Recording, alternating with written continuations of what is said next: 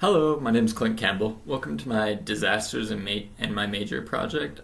Today I'm going to hit on two topics. I'm going to analyze the human's roles in modifying the magnitude and frequency of natural disasters, as well as examining the effects of natural hazards on the human environment. So I actually chose to do my topic on Oklahoma and the situation that they've had with the increase in earthquakes due to fracking and wastewater injection. So in 2014, on average, Oklahoma had around 585 earthquakes, which is a substantial amount of earthquakes to begin with, considering Utah has roughly half of that and even fewer that we can actually physically fill, especially in the Salt Lake Valley.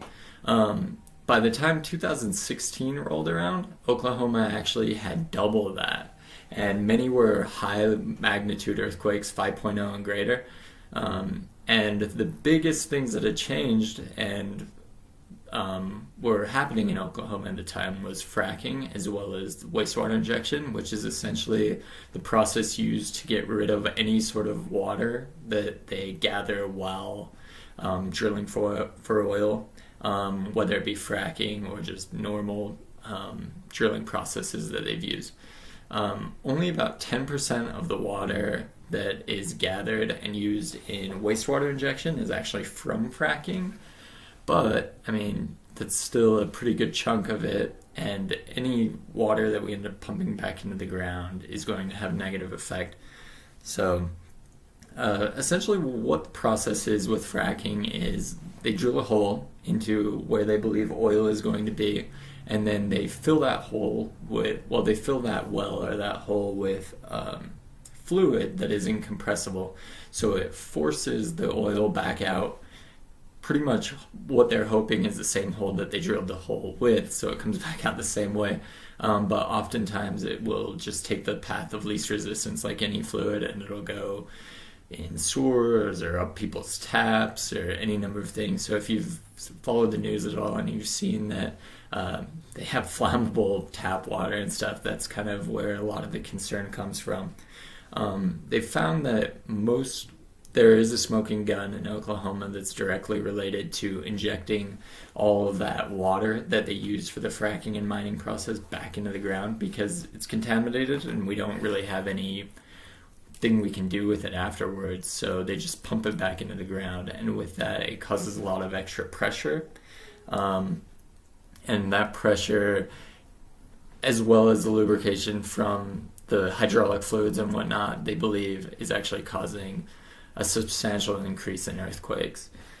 You can tell by the following chart the dramatic increase in earthquakes.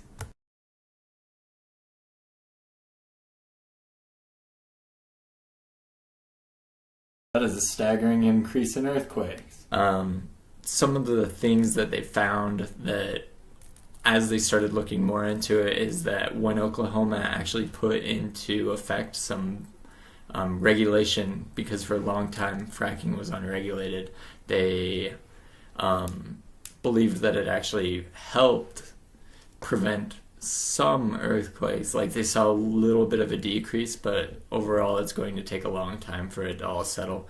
On average, Oklahoma disposed of 205 million barrels of wastewater into the ground, so they pumped that much into the ground. After regulations, they have only put about 800,000 in per year, which is a huge decrease in wastewater.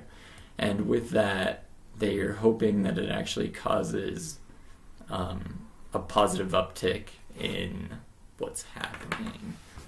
And that just goes to show the impact that individuals as well as corporations can have on the environment. I don't believe that anyone knew that injecting wastewater into the ground was going to cause a substantial amount of earthquakes. And I think that it's interesting that, just something as basic as putting water back into the ground can actually have such a significant effect on multiple people.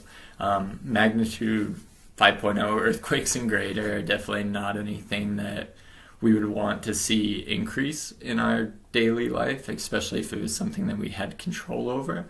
So I think now that there is that strong correlation and there have been regulations involved in it. We should definitely look more into the environmental impacts of what we're doing before we just give them the green light and continue on. Well, thank you for watching my project. I hope you have a good day.